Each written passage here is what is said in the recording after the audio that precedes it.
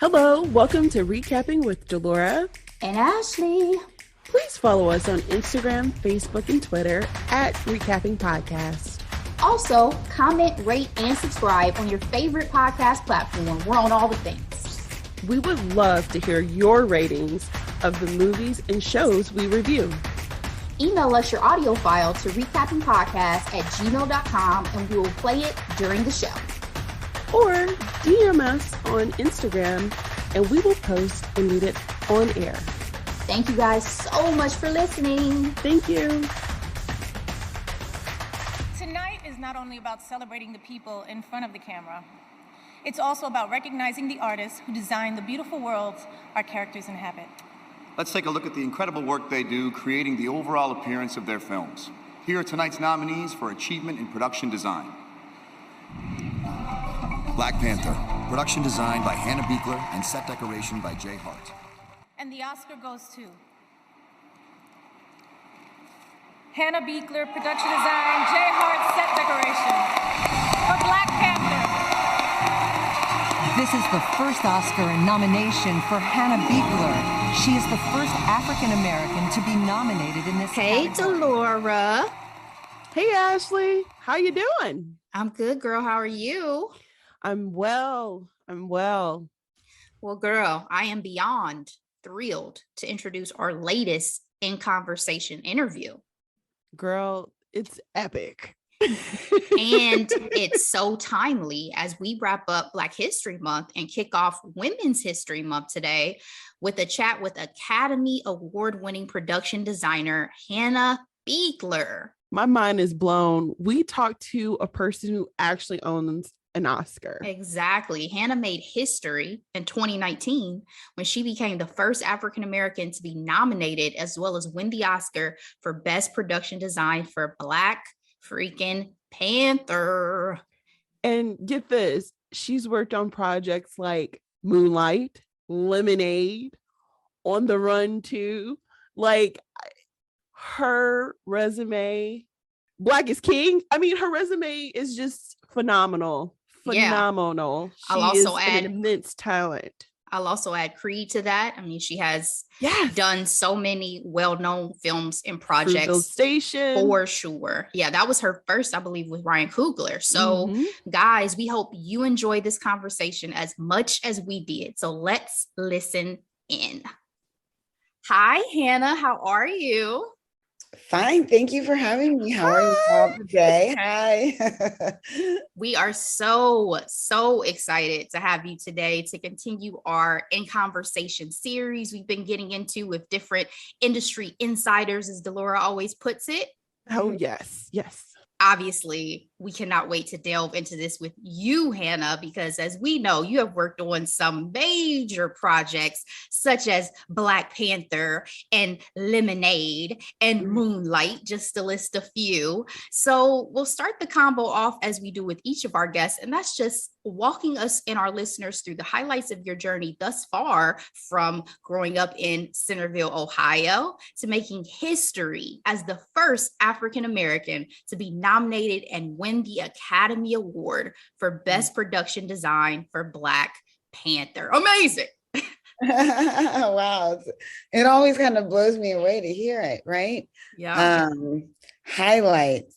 I mean, there's been many highlights. One, I think the biggest highlight is meeting Ryan Coogler, who I've worked with and known for 10 years. Now it's been 10 years. It's crazy to think that's how long ago Fruitvale Station was. Obviously, a big highlight is working with Beyoncé more than once, 3 times. And to have Park, be a part of my family and create a family. Well, the Academy Award, that's a pretty big highlight. Say so. That nomination, that day. And that night, certainly any of the other accolades that my colleagues and peers have, bestowed on me, and I accepted very humbly, and getting to meet some of my favorites, some of my meeting my mentors and meeting the giants in the industry and moving in those rooms is, it's wild. And And then just looking back at my career and knowing that I was able to move through the industry. Like I did it, I as scary as it all seemed in the beginning, I did it. So that's always a highlight to think about. Absolutely. You talk about, the folks you've been able to be in the room with. I mean, you're naming the biggest of the big hand. I even heard you on a previous podcast talk about Glenn Close and Lady Gaga and all these folks that you got to encounter. Jeff Goldblum. I freaking adore Jeff Goldblum. Has it gotten easier for you when you're in those rooms to kind of feel like, mama, I made it? Or is it still just that, oh my gosh, eyes wide, still can't believe that I'm here feeling for you? It's eyes wide. I'm still very much an Ohio girl, Me too, girl. Me too. I take my son with me pretty much to, I have to drag him nowadays. He doesn't, he's, I have another event.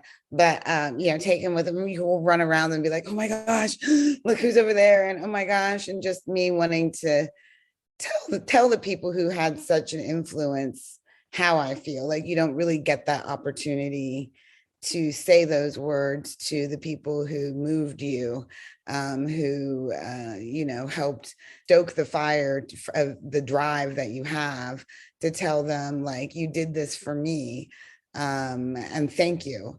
What you did is important. And so that's always been, I remember telling Beyonce, we were working on Black is King, and I, finished up the sort of whirlwind stuff that I was doing in LA with her. And I was running out because I was doing something else. I can't remember what it was at this point. She was so lovely. And she had sent me a lovely note and orchids when I was nominated. And I said to her, had I had someone to look at like you when I was 5, when I was 10. Absolutely. And Hannah, now you are that example for the folks who want to follow along in those footsteps. And listen, anytime your son doesn't want to get dragged to an event, you can call me or Delora. We will be more than happy. It's good to know that I will always have a date to these things, because I was like, I want to go by myself.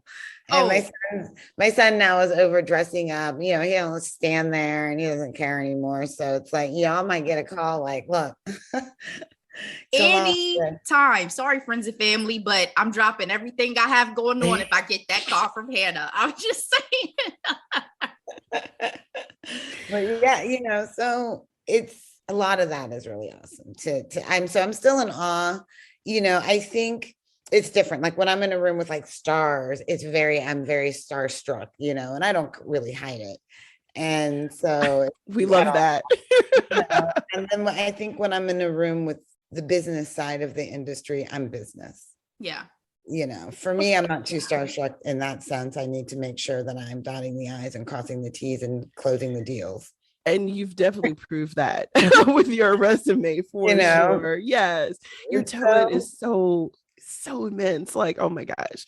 So you mentioned being an Ohio girl. I'm currently in Ohio, and Ashley, born and raised in Ohio. Absolutely. What was it like growing up with such creative parents? Your dad's an architect, your mom's an interior designer. And in what ways did they cultivate your creativity? We were so isolated. So we were out in like Washington Township, like in the 70s before it was developed. So it was like my dad, designed and built this like super contemporary modern house and just like plopped it in the middle of the woods.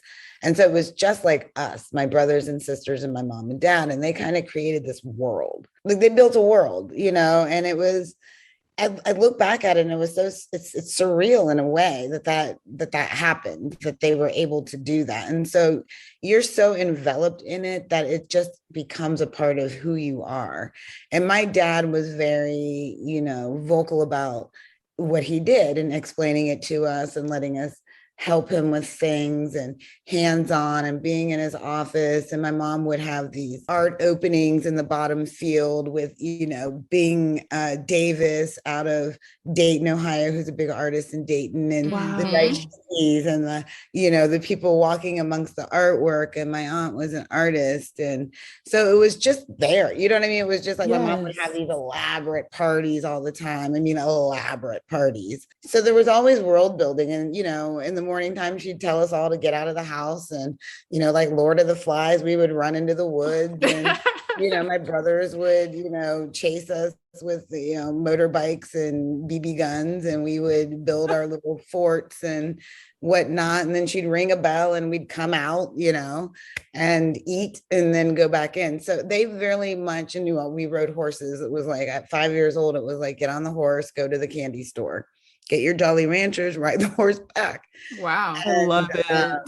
I kind of grew up in this weird world that my mom created, because she was a stay-at-home mom, you know, for the first maybe probably 10 years of my life. So it was like this, it almost is like I tell people and they're like, right. And it's like, no, really, we ate off the land for like 6 years. There was no, you know, my mom had a just tremendous garden. She would make salads with like tiger lilies and candy out of wild roses. And I love it. Wow. so, you know what I mean? Like, Yeah. it almost was gonna happen. One of us was gonna like take it in out of the 6 brothers and sisters. Oh, it's 6 of you all. Wonderful. Where are you? I'm curious. Are you? I'm in middle, of course, middle. I'm the loudest. So, you know, I'm the one. And it kind of went into me, and my dad kind of focused. I think he saw like, okay, she's the one that's gonna kind of tend towards the creative a little bit more. So he would take me around his work and his job sites, and I helped him. He would, you know, like come out and help me build stuff and, you know, teach me about tools and stuff like that. So, you know, it was kind of there. And I kind of rejected it when I got older. I was like, oh no, I don't want to be, I'm a city girl. You know, I'm going to go and be shopping and all these things. And I'll never, you know, building things is so ew. But as I got older, it just sort of kind of like, you know, full circle. It's like, I am my dad.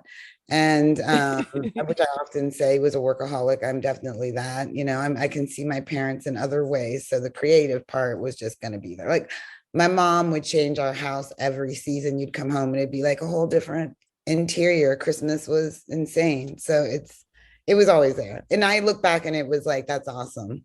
You know, for like, sure. It was unique and it was awesome. As much as I hated it at the time, you know, I was a kid, you just have to rebel, like, oh, I hate this. But I look back and I was very lucky. That's beautiful. I love that. I'm a new parent, so thinking about how you have the control of creating an environment for your children, like that kind of stuck out to me. So that's beautiful to hear. So often we hear people leaving the nest and they're moving to either New York, LA, now Atlanta, to pursue a career in entertainment. What was it like starting your career in Louisiana? Well, you know, at the time, I had family in Louisiana. My brother and his family lived here for quite some time. The tax incentive was booming in New Orleans at the time. So there were so many movies. My brother, you know, was always like, there's movies everywhere. You got to come to New Orleans. And I was like, oh, the South? Like, I got to go to LA. And he's like, you can afford it. And I was like, okay, the South sounds great. I couldn't afford New York or LA. I had a toddler and I was a single mom and I was just graduating from Wright State University and I needed the support of my family. So that was really the driving force of me going to Louisiana, because I knew I had some support and foundation and base there to get started. Not just kind of be alone, because that's scary. And being all the way in LA, so far from Ohio, it's like I had no support there. And then New York, same thing. So I was lucky to kind of come in when the films were really picking up. And that's how I got started. I just sort of like went from production to production until someone finally hired me. And then that end of that summer was Katrina. And then I had come back to Shreveport, northern Louisiana, and started working there, and eventually ended up back in New Orleans and kind of have been there ever since. And they still have films that come there. Their tax incentive went away, but is back now. You know, when it went away, Atlanta started booming and it built an infrastructure really quickly. So Atlanta is a great place. It's still affordable. It is kind of becoming a little more pricey as far as living, but it's still affordable when you think of it in comparison with the coasts. And you're going to be able to find yourself working for something that's more independent or something that's very large. What I love about that too is it's so helpful to understand that there is still a pathway. Like if LA or New York is not your first step, there is still a pathway in some other major cities to consider. So definitely appreciate that knowledge drop. Yeah, absolutely. So production designer is not an occupation everyday people know or really understand. What do you do? And what sparked your interest in the field? Well, sometimes I describe it as like an architect, right? I'm an architect of the film and I'm designing, the world that is in the film, the characters sort of live their lives in front of. The other way to describe it is if you look at a still of a movie, your favorite movie, and you were to take out the actors, everything that you see without them is what I do. Wow. For the whole film. Yes. Yes. So that's a way to describe like what am I doing that you see? And yes. that's what I'm doing. You've created some gorgeous, gorgeous worlds. I'm thinking Black Panther. I mean, all of Black Panther, all of like Lemonade. What sparked your interest? I've always loved film, and I would sit in front of the TV and just watch, way back when I was watching, Fred Astaire and all of these old movies that were on because you only had 3 channels and you didn't have a lot of options. So whatever was on, you're staring at, and I would let myself get lost in those things. Again, that was already something that was happening in my world of world building. And what I learned as I got older and went into film school is that I sort of related to film in so much as the environments that I was seeing in the film. Like that's sort of where I was finding the emotion, also in the acting and the characters and whatnot. But I really was like entranced by like where they were and like how did they do certain things and Star Wars, like, oh my gosh, they're in space. How do they do that? And yes, that, some type of visual effects at the time, like, oh my gosh. So that was really like kind of took my breath away. And then I went into fashion design in college, sort of my answer to not doing what my dad did. And but still being creative in some very way. Creative, yes. Acceptable to my dad, like, oh, okay, so it's we'll take fashion design. And then I kind of was like, not fashion design. And I started getting into film with friends and, making sort of like these underground movies and stuff like that. And I was always the person who kind of got the stuff, like we're going to do this scene and it should have stuff in it. Like, it's supposed to be a motel room. So I would get this. And then, as I got older and again in film school, learned that the stuff getter was also the art department. And that's where I started. And that's how I kind of, a friend of mine was like, I'm working on this short film and I need help in the art department. And that was when it was like, yes, that is my direction, is art department. So I have a quick follow-up to that. So you work closely with the director, and do you work closely with the costume designers? Like, for example, speaking of Black Panther, did you work closely with Ruth Carter? Oh my goodness, yes. As a designer, I'm working really closely with the cinematographer. On this one, Autumn Durall and Ryan, and then of course Miss Ruth Carter. Y'all, you heard me, Ruth Carter. I get to see Ruth all the time. Icon. So that's awesome. Ruth is like amazing, and I love going into her area. I mean, she has a whole building to herself with like every floor has clothes on. Like just it's like a factory of things just happening constantly. And we're working together on colors. We're working together on tone and texture.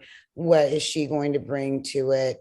How are the sets and the costumes and the cinematography working together, or how are they working against each other to create whatever psychology is necessary for the scene? So we're always, in conversation and meetings. I'm looking at her stuff. She's looking at my stuff. I'm sending her images. So yeah, we work really closely together, and I think that it shows, and that's the same on any film. I actually have a follow-up question too. As we're getting closer to the Oscars, obviously, Best Production Design is up again this year. Did you have any projects this year that was like, oh, that was a standout favorite for me within your field? Tragedy of Macbeth with Stefan Yes. Duchamp, production design. And then Joel Cohen directing. be absolutely stunning.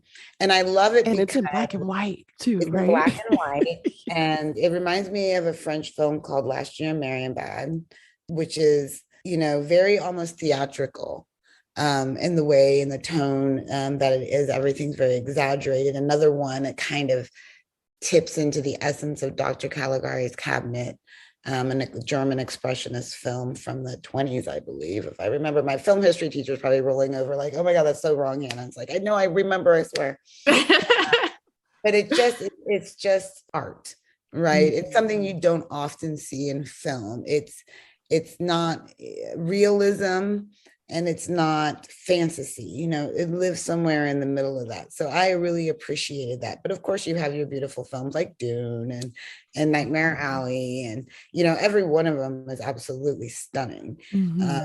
But for me, the standout is The Tragedy of Macbeth. And then Denzel, gives this beautiful performance, which just breathes life. And of course, Frances McDormand, that breathes life into the sets themselves and make them the art pieces that they are. So I'm rooting for that. And the art director from that is working on Black Panther too. So he worked on the first one too. So it's like, well, there you go. Family. The other Oscar nominee is Don't Look Up, as the supervising art director worked on that. And he also worked on Dune. So we've got some people in the office that are got their fingers crossed, and I'm there behind them, hoping that they walk away with a statue. Absolutely. So what's the process like for you when you're beginning a new production? It's my process is the same pretty much for every film, not dependent on size, whether it's small or big. And it always starts with a script and a conversation with the director.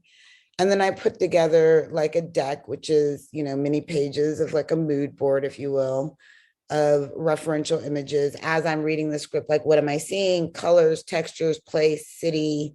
If it's a period piece, pulling images from that period that I think fit the tone of the film. So I build this together, and then I go through it with the director, and we talk about like that, or that lighting, or that colorway, or whatever we're kind of looking at. And then I start building my team. I like to work with the same people over and over if they're available. And then I would work with a location scout, depending on if it's something like Panther, where we're doing a lot of building and it's a lot of world building.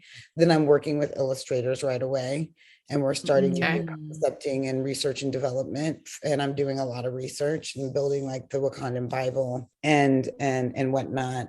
And so Wakandan Bible. Yeah. And if it's something like No Sudden Move, I did the Soderbergh film last year, or I guess it was a year ago, or 2 years ago now. And that was all on location in Detroit. And so we start looking for locations, and how are we going to retrofit these locations? And that was also a period piece. So it was like, how are we going to bring Detroit back to 1955, which was a ton of fun. And Soderbergh is an awesome guy. So it was a great pleasure to work on that film. So that's sort of the process. And then you start building, and you start doing the thing. And then it becomes a lot about just, budgets, management, making sure that, the sets are going up, that they're working, walking through with directors, lots of meetings, lots of conversations.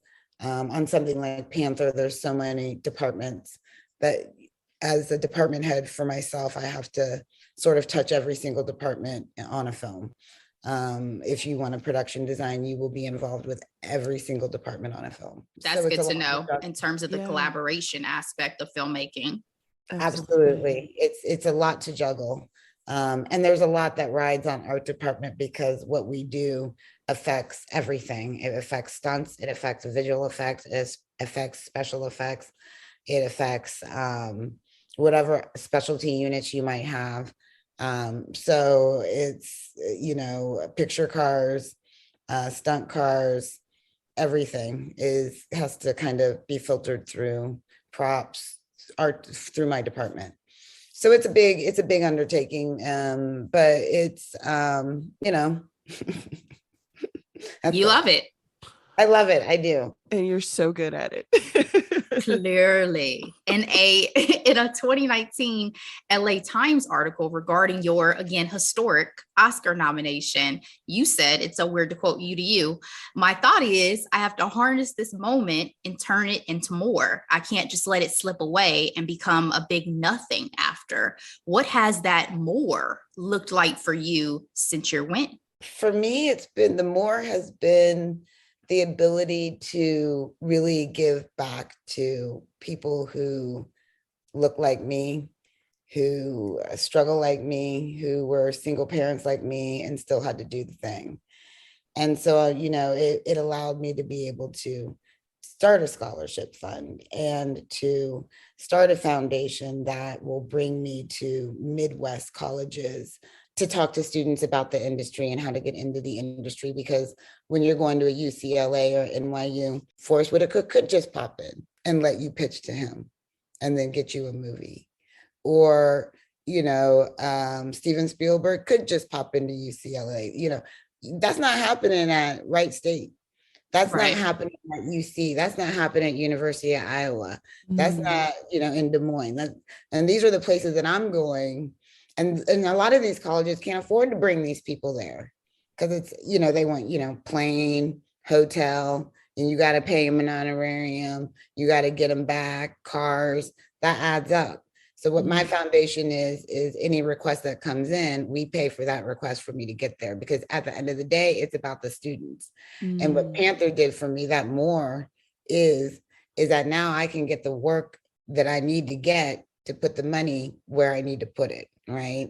Yes. So, and that goes beyond film making. That's speaking to corporations about equity and equality within their own companies, using my department and my business edicts about how to treat employees and how to have equity in the office, in the meeting room, as much as you do creatively, and why it's important for Black people to tell their stories.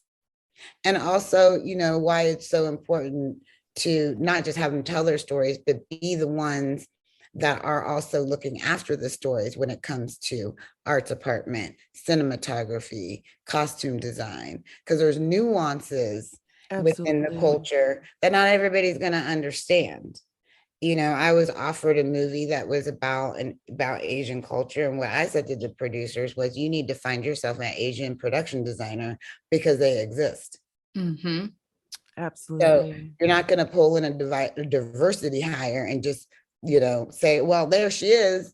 And it's not the right hire, and it's lazy because you already have my phone number. You need to find a new phone number. And they did. Wow. Had I taken that job, that person would not have had that job. And that person would now not be looking at a career because it was a big job. Right. And, getting the phone calls, getting the next job, and being that example for that culture, that they can also do this, that there is a place at the table as well. That is the mindfulness that needs to be happening in Hollywood. And I think that's a lot of the argument that people are saying, like, well, these roles are meant for X, Y, and Z. Why can't you, why can't a Black person do this role? Why are you taking roles knowingly and then being surprised by backlash at the end of the day? So it's like, you have to say no, and you have to force the companies to do the work. And I always say, if Beyonce can find 15 Black synchronized swimmers, there we go. Y'all can find 5 art directors. You know what I'm saying? That is so true. This woman can find something that people don't even think exists. And it was and there was no question that she was going to do that. Then I don't want to hear the excuse why you can't actually do the minimum. And as we know, that's not everybody's mindset. So I think that that's incredible to be mindful, as you said, of trying to allow those opportunities to continue, given now the platform that you have, the success you have, and the voice you have. And I just want to go back to your statement about your foundation and scholarships. How do people find you or find that information to take advantage of the scholarship funds you've put into place? Well, the one scholarship I have is for students at my alma mater and Wright State University. And they can go onto their webpage and look at that. It's for film students who are commuters who are parents, who, and that's what Wright State is. It's a commuter school, right? It's for people who have jobs and are taking classes as well as working, as well as parenting. So, and you have to do these film projects, and that's expensive. So that's where my one scholarship is at. And then the other scholarship is through Neon Movies, which is for high school students who want to go into communications, media, or film. Oh, it's through the Neon Theater? It's through their 501c(k)(3), yes. Cool. So Jonathan, I went to college with him at Wright State, who kind of runs the theater. And I think he owns the theater at this point. So it's like, That's a Dayton staple right there. That's right. And I hope to be doing more with that as much as I can do. I don't have a website for Chinchilla Foundation at this moment about that. People can go through my agent to find me. And that's how I usually get requests to come to colleges, to come to speak, to come to do those events. That's kind of how I work right now. I'm a one-woman show.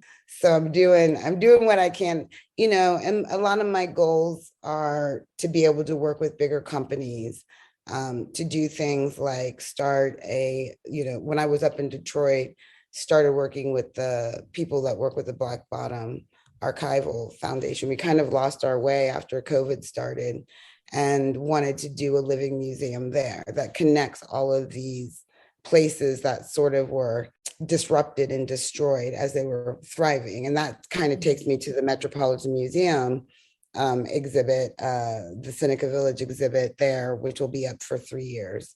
Before yesterday, they could fly.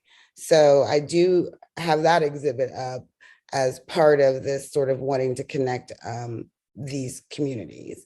So that's one thing you can check out, which is really exciting. And it opened November 5th. It'll be open for 3 years. And it includes sort of artists throughout the diaspora, through Europe, through the continent of Africa, through America. And so, yeah, you can go on the Met website and look at that as well. So that's also working with their education department, Sue Haley, who is hoping to bring that in and work with students to sort of curate in their own way that exhibit. That's an awesome opportunity. Sounds like a field trip, Ashley. Exactly. Definitely, you have to see it. It's the first time in the history of the Met that a Black person actually curated in that wing. Really? So, wow. They don't have any exhibit. They have Wengichi Mutu has had a lot of exhibits. The Met has, as one of the biggest art institutions in the world, has had a sordid past.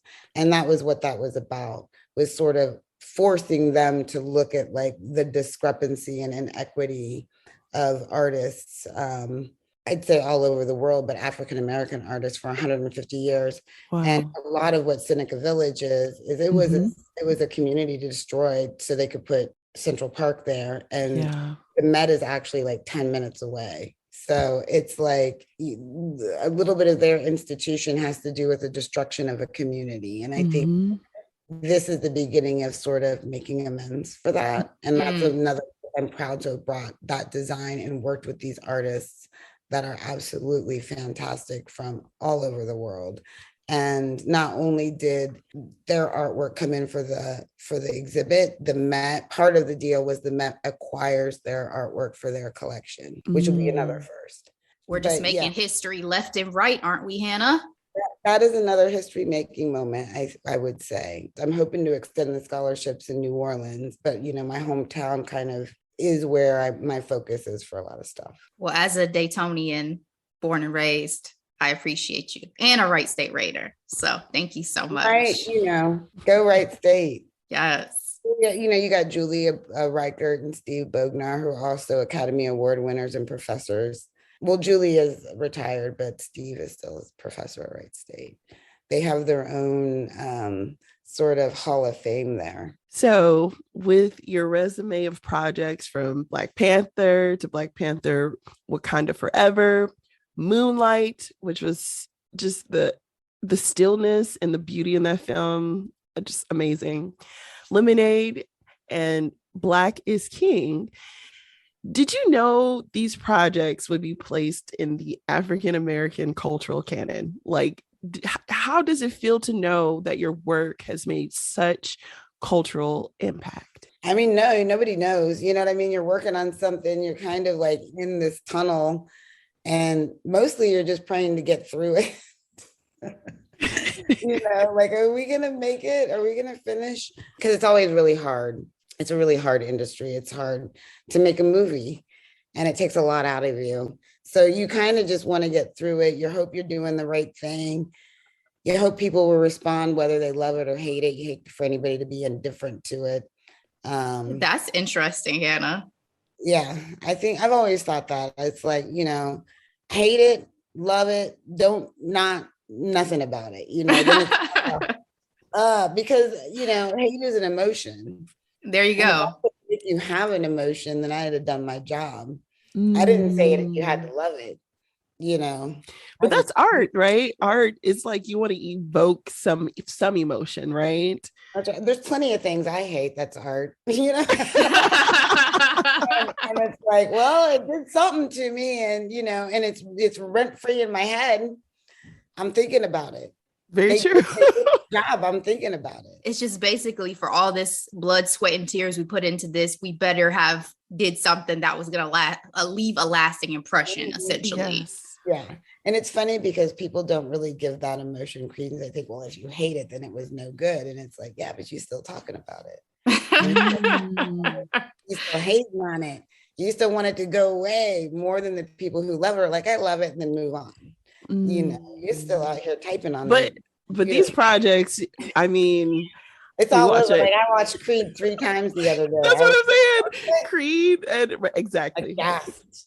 I gasped. Creed 3 times. It's really the only one I can watch. But yeah, you don't ever know. Working on the last Panther, it was just like, oh Lord, I hope I don't get dragged on Twitter. I think I said that 3 or 4 times. I was like, Black Twitter, don't come for me. I did my best. My best is good enough. And girl, I went and saw that in a theater we rented out a theater. All Black people just to see Black Panther. Okay, that's what that movie did. Well, it's so funny. I gave birth. Okay. I gave birth on February 2nd, and I was like, Black Panther comes out, I think that weekend or weekend after. I limped my way to see Black Panther. I'm so glad I can tell somebody the story that understands, like, because I'm going to tell Ryan about it too. So look, I'm going to tell. My blood pressure was through the roof, but I didn't care. I was like, I cannot. Hannah, guys, Hannah is laughing because this is how hard Delora this is a true life story, guys. This is true life. I remember I was like, okay, so baby girl, if I could get her, if I could pump some bottles, my husband drove me. I was like, you okay with the newborn? Okay. This is our first job and everything. Made my way to see Black Panther because I could not wait. Wakanda Forever. And it was worth it. It was so worth it. It was. Thank you. First of all, it was like the hype and the excitement, but you all delivered. Okay. Tenfold. Delivered. Yeah, so it's so yeah, you don't ever expect it. We were all blown away by like the response. Ryan and I remember one time we were just like, oh man, they told us like, okay, you got to make X amount of dollars for this thing to be a success. And I had never heard that amount of dollars. And we went in his office and he was like, I don't know, nobody's coming to see this movie, Hannah. I said, I don't know you after this. You know what I'm saying? I was like, that's a lot of money. And I don't know that it's that good of a movie. Little did y'all know. So y'all are the only Marvel movie that has been nominated for Best Picture. They tried to do it for Spider-Man No Way Home. No success. Not to say it, but Black Panther has done it. Okay. Like, and blessed and grateful for all of that. I mean, I think more than anything, it was just, for me, it wasn't even the movie. It was the response to the movie. It was seeing people's faces and excitement and the videos every day. And that was what, I mean, that was everything to me. That meant everything to me. That means that's what made me go harder on this new one and push harder and fight harder for the things I think are right. And just 2 years of just we got to show up. We got to show up because we can't go backwards. We can't disappoint anybody. We can't bring down our community. We can't, we got Chadwick looking down on us. We got to do right by him. We got to do right by our people. And so you just go as hard as you can. And you're kind of a shell at the end of it. I'm already a shell. I'm just working on adrenaline at this point to make it to the end. Because there's a light. I see it. It's like 8 weeks away. We laid everything out. Every last drop of blood is out there. So that's really what we do, and it's hard. So that's all I can hope for, is that people look at it and say like, okay, all right, they went hard. They did their thing. We're okay. We're good. We're lifted. We're not brought down. This isn't, Black trauma. It's right. It's Black excellence. It's Black excellence. It's teaching our kids joy first. Yes. You're going to learn all the other bullshit. You will learn it. You have time to learn it. But we celebrate today. Can you learn this first? Can you have pride about this first? Can you be proud of this first? And then once you have that foundation that's unbreakable and unmovable, you're going to learn about the rest of it. Ooh, and then you're giving me chills. It can't shake you the way it shook me. It can't tear you back down the way it did me, right? That has to end. We may never be able to end all the bullshit, but what we can end is how our kids are traumatized by it. And how then they live the rest of their lives because of it. So if I do not do that with the ancestors watching me, and I lay my head down and die, then I would not have done my job. That's why I do this work, because it is the most powerful medium out there. And so you must know that there are people dedicated in this field of glamour and beauty that are fighting behind the scenes to make sure that you are seen, and that your tears and the way you walk through this world is seen. I laugh and I dance and I do all this stuff, but at the core of my being, that is why I do this work. Now, a lot of people have gotten me on the brink of tears, but you did it. You have gotten me. Oh my goodness. I know I can't speak for all of Black America, but I can speak for myself. We feel it and we appreciate it so much. This project meant so much. And so many of your projects, all of them actually. All of them. Have meant so much to us. So just know that we feel it and we see it and we appreciate it so much, especially those of us who are obsessed with these types of things and this line of work, such as me and Delora. Yes. But you kind of moved me on to my next question, which was, again, we talked about you working with the elite in Hollywood, including the Beyoncé, okay, and the late, great Chadwick Boseman. But is there a story or a memory of Chadwick that you'd like to share with us? Chadwick was always so intense on set, right? He was in character all the time. So whenever you talk to Chadwick, he had the accent, he was Black Panther, he was T'Challa, but he was always lifting everybody up on set. Again, it wasn't an easy film, and it all trickles down, right? So whatever the people at the top bring is what emanates across the set. And I always remember Chadwick like singing and dancing. And the first time I met him with just this big smile and, brought me in and gave me a hug. And every time I saw him and I was with my son, he would be Dominic, he always remembered my son. He was just that person. And he was so spiritual as well, and that emanated. So it was always a smile and a warm hug from Chadwick. And that's as much as I knew him, working with him and being around him at events and stuff. It was always just the acknowledgement that I know you, and hey, how you doing? And how's your son?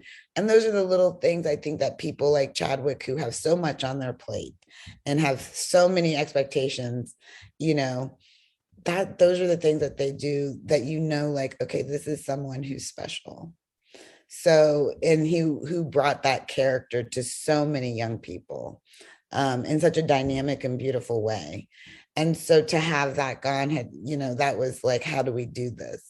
And of course, it would take Ryan Coogler to do it right. And speaking of Ryan, phenomenal director. Yes, absolutely. Is there anything, I know Marvel And all these projects are notoriously tight-lipped, but is there anything you can share with us regarding the Black Panther sequel? Well, the only thing I can say, because I know they got cameras somewhere, right? And Ryan don't tell me much because he's like, I know you have a big mouth, so he won't tell me stuff. I'm always like, who's the music person? And he's like, I ain't telling you. And he's right not to. But what I can say is that I can honestly say that no one is expecting what is coming. Like not even me. I've been like, what? Every day I just look at Ryan like, I just don't know how. I don't know what. We must have all been in a trance to it. Like, I don't know what the people are gonna know. That's the reaction you're getting from me. Wow. So it is something. So And Hannah, what you're saying is Killmonger is coming back. He's not I'm dead. not saying any words like that. Because when I tell you that Michael B. Jordan's Killmonger had the best last line of any villainous, quote unquote, because I put that in quotes, villainous character that has ever existed in my mind. I would be fascinated if somehow they got him back into the sequel. I don't know, but he was one of the best villains. Yes. Because you love him and hate him. I mean, you kind of love him more than you hate him, but and then it's Michael B. So, he's got that kind of charm. Exactly. Was that his first time being a villain too? Like he's always the hero. Yes. But inspired many a Halloween costume, inspired many a woman to ask her man to start his lock journey. I mean, they're just you aren't gonna get me either. So I know. I think it's gonna blow people away. I think no one is expecting anything that's coming.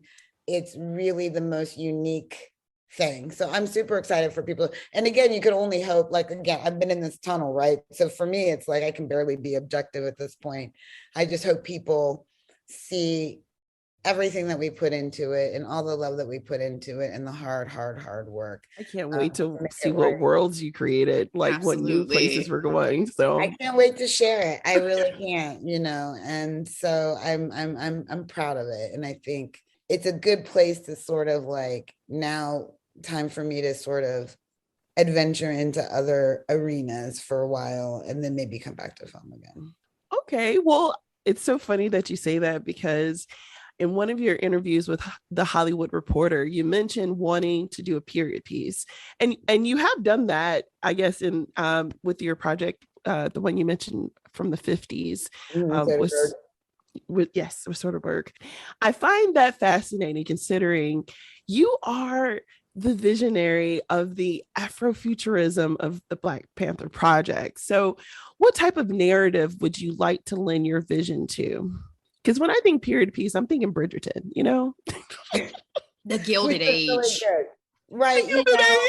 I thought that was great. I loved how I loved that world that they built for that. It was very gilded and it was very sort of like fantastical and very a little Mary Poppins, but I did like that world. What kind of world?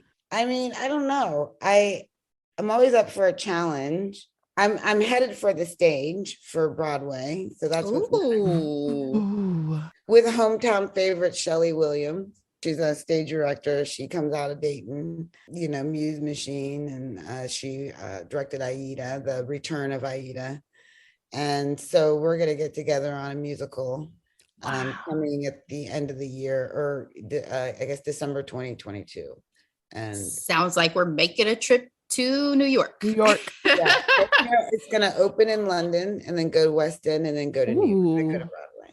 Nice. Okay. So, well, I haven't been to London yet either. So, I mean, I'm super excited. So I've only been there once. So I'm really excited to kind of dig in and get familiar with the theater world. But yeah, there's a lot of stuff coming up.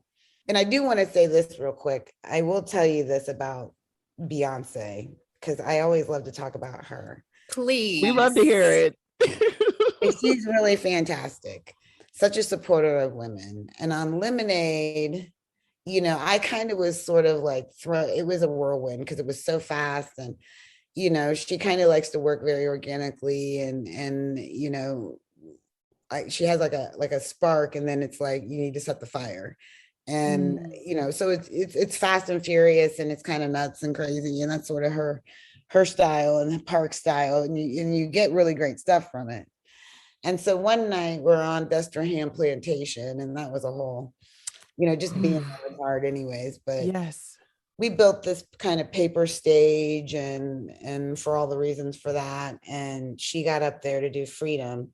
It was late. It was like 10 o'clock. There's probably 50 people sitting there. They were putting the playback music on, and they were trying to put the playback music on, and it wouldn't work. And she was like, okay, people were tired, time to go. And so she was like, you know what? Don't worry about that. I'm going to go ahead and sing, and we'll do it that way. Oh. So that's what I looked over at the set decorator stand next to me and said, what did she say? You about to give me a religious experience. Please. Like, I'm going to go ahead and sing a cappella. And I was like, she's like, because it's late, we need to keep moving. And then we're all kind of like, okay. I was like, I'm kind of looking around like, this is what's happening. Like, what's going to happen? What did she say? And all of a sudden they're like, okay, rolling camera. It's on this big crane, and it's swooping down over the audience towards the stage, and she starts singing. Whoo, when I tell you, the ancestors came up out that ground, and they grabbed every single person up with their light from her voice and lifted us all straight up into the air, and we were floating over this place. My God. I can't even tell you what that was like. And her voice carried through this place, through the trees, through the wind. Probably my best memory. It was insane. Just her a cappella, no microphone, no electronics, no backup music, just like the night sky on that plantation and her voice. And it, for me, just destroyed that plantation, just leveled anything it could ever take from any of us as she sang Freedom. And so what a beautiful night that was. And her strength is so much more than anyone will ever know. Will ever know about this woman. You have no idea. And I have so much respect for her and her agency. Yes. And fortitude.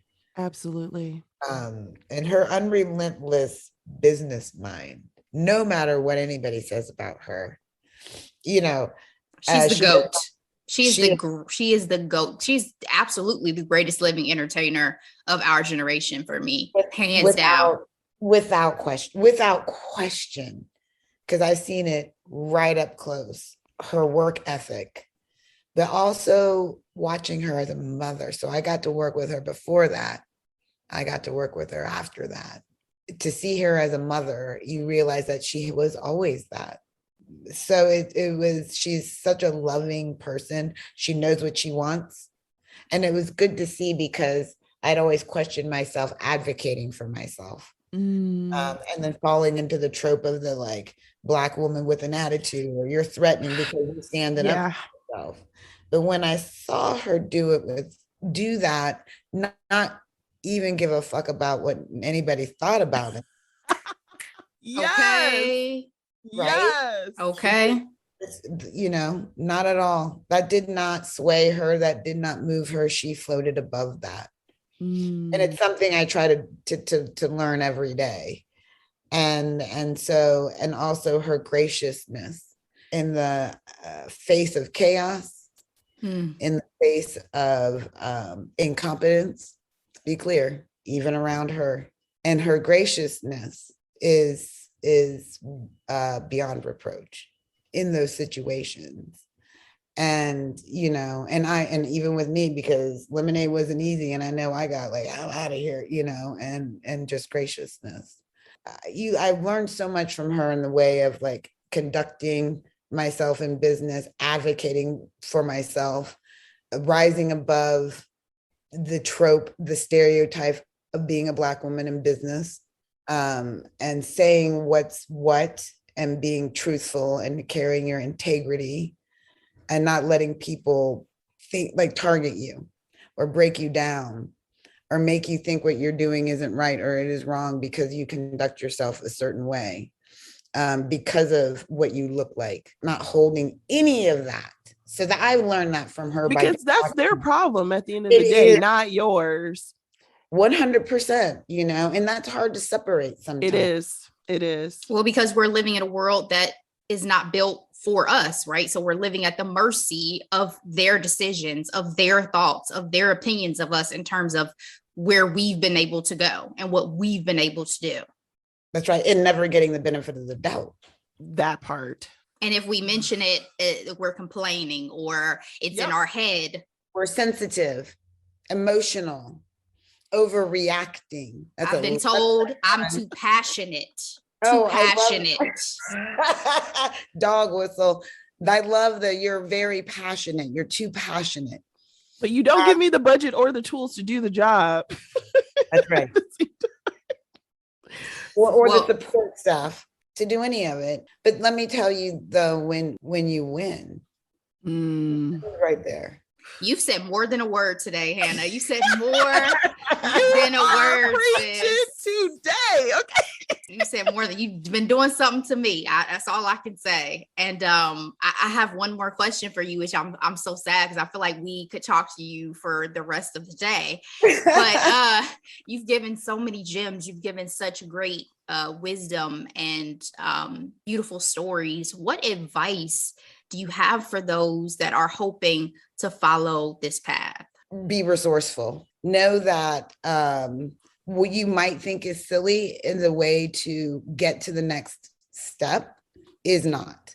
So if you feel like, oh, if I reach out to this person on Twitter and DM them, they're not going to get back to me, or that's silly. Or if I mail them a letter, that's stupid or silly. Or if I call up these companies and ask a question that might seem silly, it's not. I did all of those things.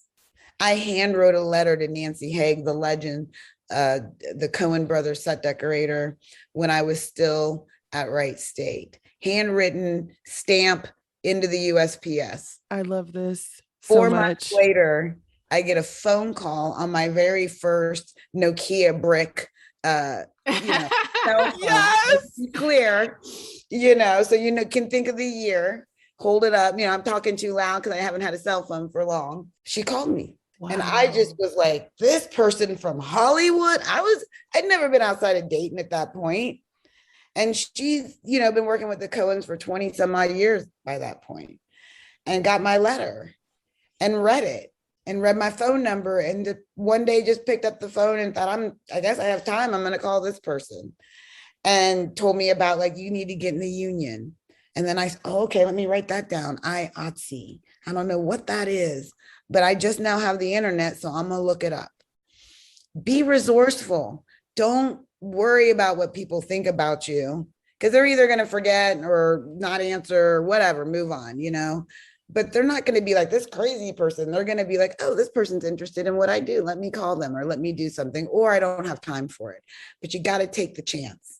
Because the worst they can say is no. Or the worst anybody can say is no. And I can promise you that word does not hurt. Because sometimes no, it's God's way of saving you. Directing you to where you need to go. That's is so right. True. Sometimes no is God's way of grace. You don't always need to be there, right? And he's saying okay, well, you're going to keep pursuing the thing that I'm going to keep telling you is not the right direction. So pivot, be malleable, adjust, right? Stand in your center, be who you are, and keep your integrity, because your reputation in the film industry, at the end of the day, it doesn't matter how many millions of dollars you have, your reputation is more golden than that. Keep it intact, and people will remember you.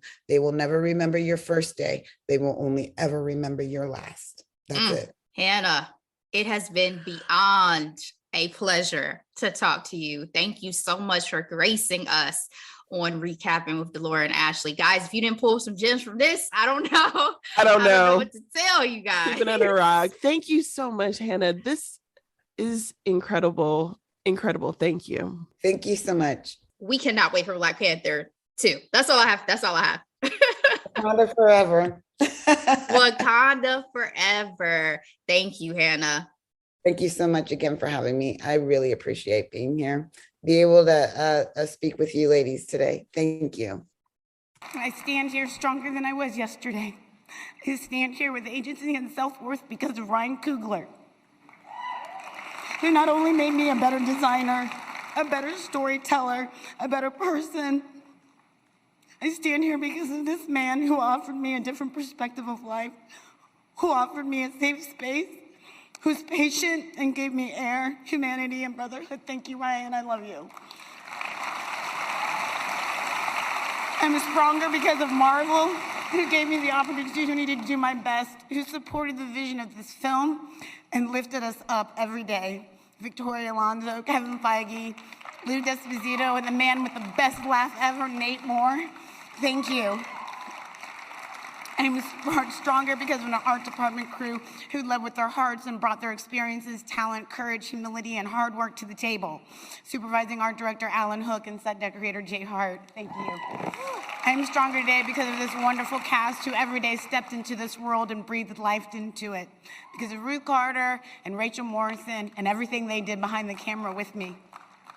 I'm stronger because of a woman who supported me every day that I wanted to give up. This is for you, my friend, Carol Trevino. Rest in power. I'm stronger because of my family who supported me through the roughest of times. I give the strength to all of those who come next to keep going, to never give up. And when you think it's impossible, just remember to say this piece of advice I got from a very wise woman. I did my best, and my best is good enough. Thank you. Man, I knew this convo would be powerful, but Hannah is the first person to truly have me shed some tears. What an amazing conversation. I'm just so touched, and we are super blessed to have had her on our podcast. Thank you so much. Like, it was so epic, Ashley. I can't think of any other words right now. Yeah, epic is a good one. I mean, it was just an honor to have you grace the podcast, Hannah. So thank you so much. Thank you. I did want to add a bit of clarification we received regarding scholarship opportunities that Hannah mentioned. The Wright State University Scholarship is the Carol Trevino Film Scholarship, named for Wright State alum and Hannah's best friend, Carol Trevino, who passed away in a car accident in 2007 in Louisiana while working on a film. The link is provided in our show description for you guys who want to take a look. Also, the Chinchilla Film Production Scholarship for high school students is still in the works. It's been delayed due to COVID and is expected to launch in conjunction with Neon Movies and OAC sometime in the future. We so look forward to continue our chats with insiders across all facets of the film and TV industry to get those gems. Absolutely. And inspiration. Absolutely. They have been phenomenal. We so appreciate each and every one of you for sticking with us, and we will see you guys on Thursday for headlines and hot topics. Be blessed. Bye.